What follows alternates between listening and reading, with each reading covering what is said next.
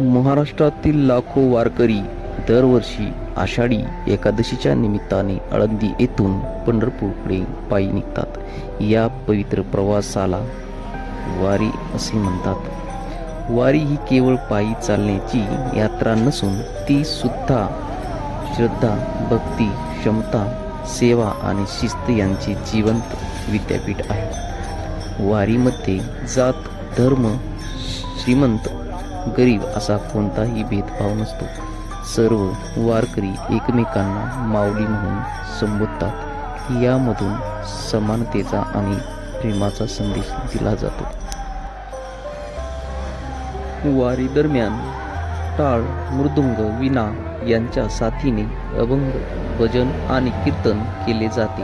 ज्ञानोबा तुकाराम या जयघोषाने संपूर्ण वातावरण भक्तिमय होते.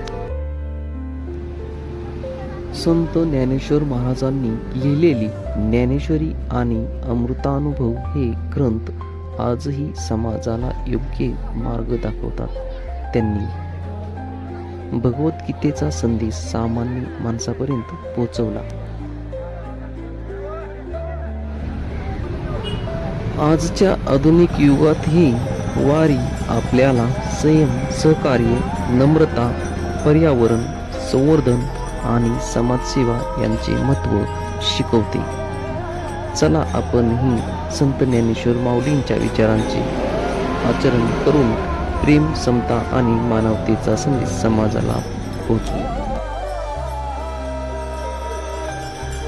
एवढ्यातच एक बस वारीच्या शेजारी थांबलेली होती आणि ड्रायव्हर दर्शनासाठी खाली उतरला होता. चुकून हँडब्रेक ओढायचे विसरला आणि गाडी आपोआप 15 फूट पुढे चालली.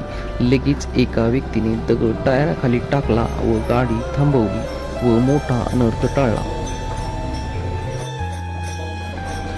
जय हरी विठ्ठल ज्ञानोबा माऊली तुकाराम, जय हरी विठ्ठल ज्ञानोबा माऊली तुकाराम, जय हरी विठ्ठल ज्ञानोबा माऊली तुकाराम, जय